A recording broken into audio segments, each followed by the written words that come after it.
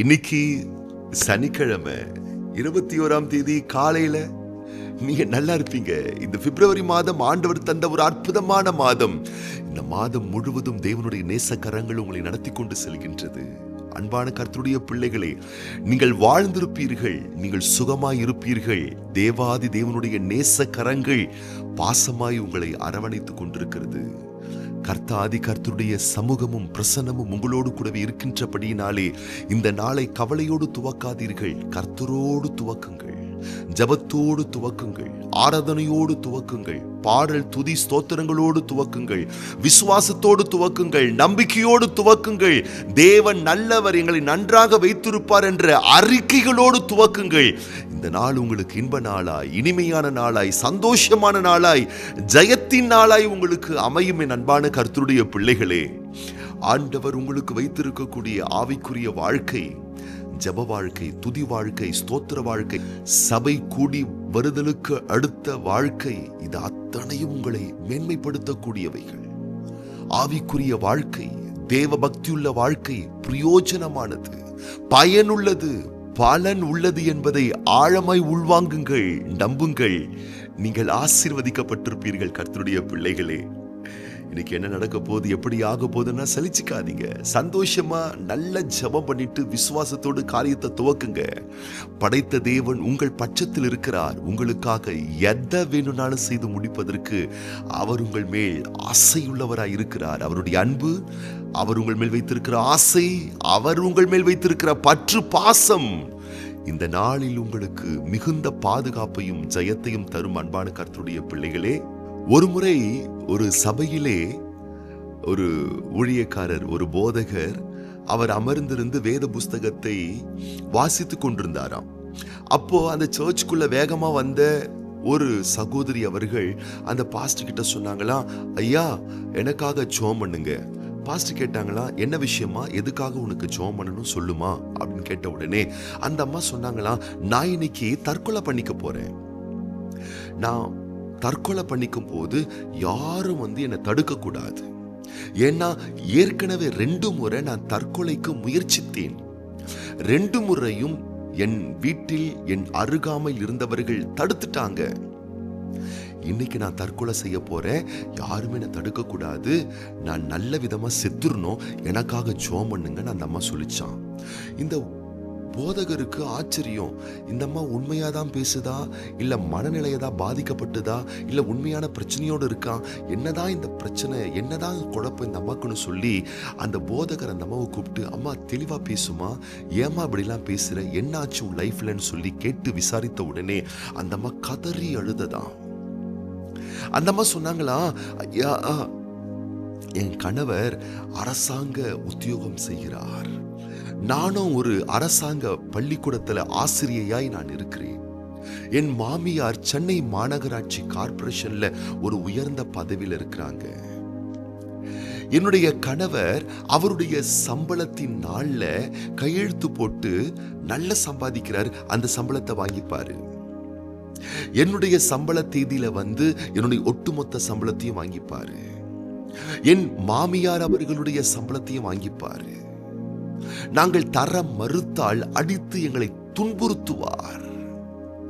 மொத்த சம்பளத்தையும் வாங்கிக்கிட்டு மாதம் முழுவதும் குடித்து குடித்து குடித்து குடித்து தன்னையும் கெடுத்து பணத்தையும் சீரழித்து எங்கள் வீட்டின் அடிப்படை தேவைகளை கூட சந்திக்காத அளவுக்கு எங்களை பாதிக்கின்றார். நான் பாதிக்கப்படுகிறேன், என் மாமியார் பாதிக்கப்படுகிறார்கள். எனக்கு 2 குழந்தைகள் உண்டு. அந்த பிள்ளைகளை படிக்க வைக்க கூட வசதிகள் இல்லை, நல்ல உணவு கொடுக்க முடியவில்லை. நாங்கள் முழு குடும்பமாய் ஒவ்வொரு நாளும் நரக வாழ்க்கை வாழ்ந்து கொண்டிருக்கிறோம் எங்கள் கணவரால். இந்த வாழ்க்கை எதற்கு, ஆகவேதான் நான் சாக போகிறேன் என்று சொல்லி அந்த சகோதரி சொன்னார்களாம். அப்ப அந்த பாஸ்டர் சொன்னாரா, அம்மா தப்பான முடிவு எடுக்காத, ஒரு நல்ல ஆண்டவர் இருக்கிறாரு. இந்த ஆண்டவர் நிச்சயமாய் உன் கணவரை சந்திப்பார். உன் பிரச்சனை உன் கணவர் தானே. எந்த மனுஷனையும் பிரகாசிப்பிக்க கூடிய மெய்யான ஒளியா இருக்கக்கூடிய இயேசு உன் கணவரை சந்திப்பார். தைரியமா இயேசுவை ஏற்றுக்கொண்டு நம்பிக்கையோடு ஜெபத்துல உறுதியை தரித்திரு, சீக்கிரத்துல ஒரு மாற்றத்தை காண்பாய் என்று சொல்லி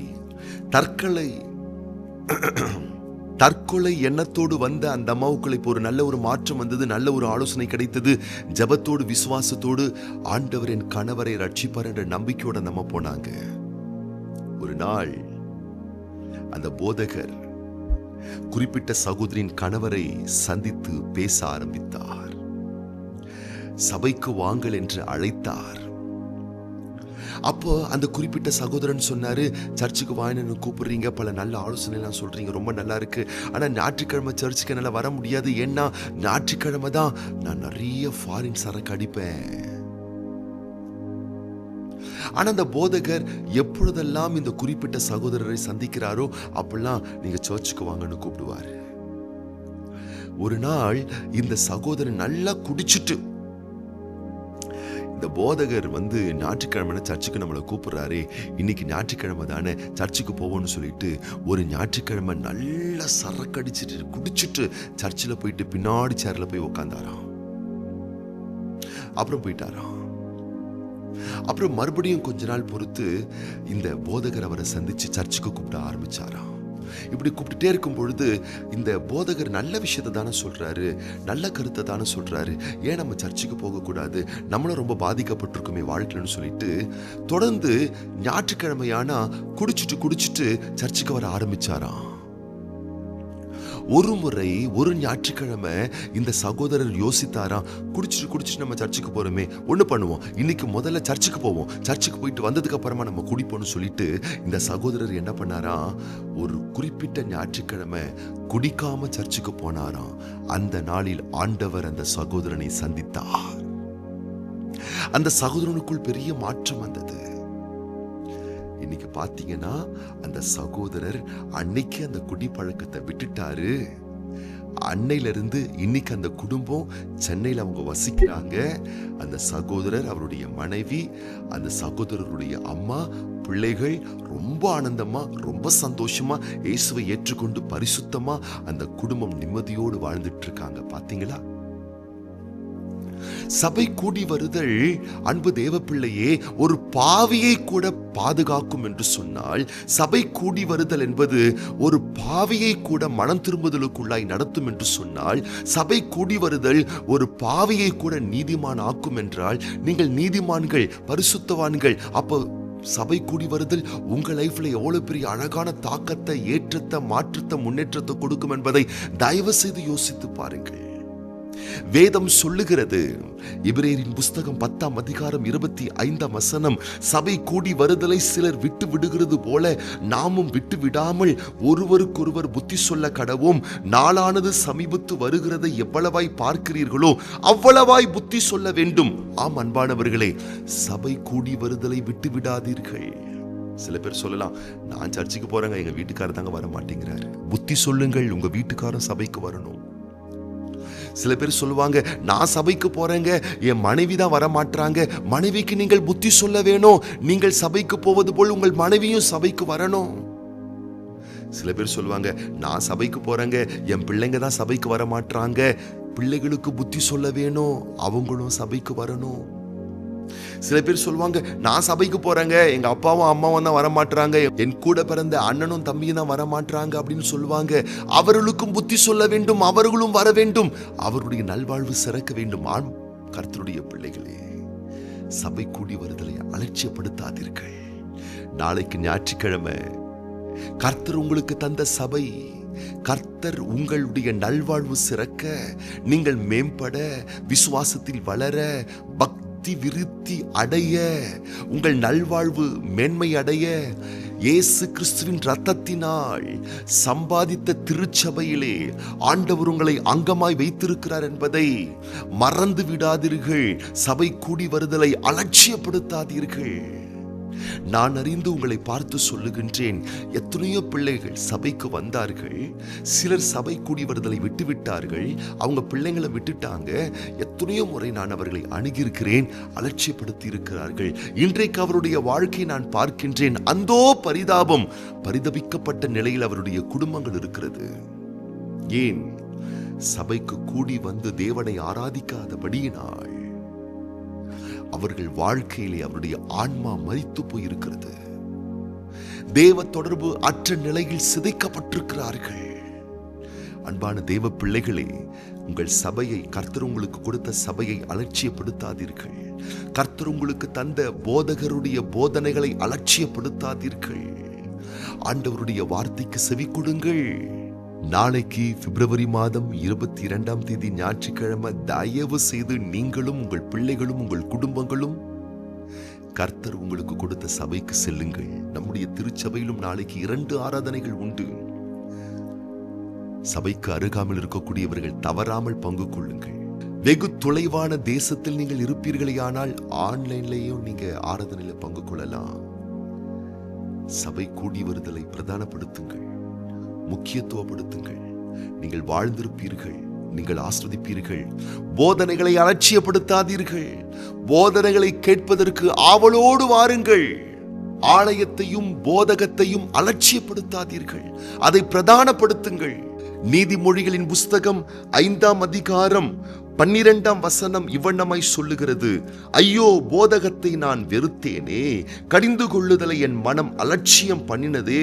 என் போதகரின் சொல்லை நான் கேளாமலும் எனக்கு உபதேசம் பண்ணினவர்களுக்கு என் செவியை சாயாமலும் போனேனே. சபைக்குள்ளும் சங்கத்துக்குள்ளும் கொஞ்சம் குறையை எல்லா தீமைக்கும் உள்ளானேனே என்று முறையிடுவாய். பார்த்தீர்களா? போதனைகளை அலட்சியப்படுத்துகிறவர்கள், போதகத்தை அலட்சியப்படுத்துகிறவர்கள், போதகரை அலட்சியப்படுத்துகிறவர்கள், போதிக்கப்படுகிற சபையை அலட்சியப்படுத்துகிறவர்கள் எவ்வண்ணமாய் பாதிக்கப்படுகிறார்கள். நீங்கள் பாதிக்கப்படக்கூடாது. நீங்கள் பாதுகாக்கப்பட வேண்டும். உங்கள் பிள்ளைகள் பாதுகாக்கப்பட வேண்டும். என் பிள்ளைங்க நல்லா படிக்கிறாங்க, ரொம்ப சந்தோஷம். என் பிள்ளைங்க நல்லா சம்பாதிக்கிறாங்க, ரொம்ப சந்தோஷம். எங்க பிள்ளைங்க ரொம்ப ஸ்மார்ட்டா இருக்காங்க, ரொம்ப சந்தோஷம். அதில் மாத்திரம் சந்தோஷம் கொள்ளாதீர்கள். அது நல்ல விஷயம். அதோடு கூட சேர்த்து என் பிள்ளைகள் சத்தியத்தில் நடக்கிறார்கள், என் பிள்ளைகள் சத்தியமுள்ள சபையில் அங்கமாய் இருக்கிறார்கள், என் பிள்ளைகள் தவறாமல் சபை கூடி வருதலில் பங்கு கொள்ளுகிறார்கள், போதகத்தை கேட்கிறார்கள், போதனையின்படி வாழ்கிறார்கள் என்று சொல்லும் பொழுதுதான் உங்கள் சந்தோஷம் முழுமையடைகிறது. அதுதான் தரமான வளர்ச்சி உங்களுக்கும் உங்கள் பிள்ளைகளுக்கும் உங்கள் பின் சந்ததிகளுக்கும். ஆகவே சபை கூடி வருதலை பிரதானப்படுத்துங்கள். ஆசீர்வதிக்கப்படுவீர்கள். நீங்க நல்லா இருப்பீங்க. இன்னைக்கு நீங்க ரொம்ப ரொம்ப நல்லா இருப்பீங்க. உங்கள் நன்மைக்காக, நல்வாழ்வுக்காக நான் இப்பொழுது ஜெபிக்க போகின்றேன்.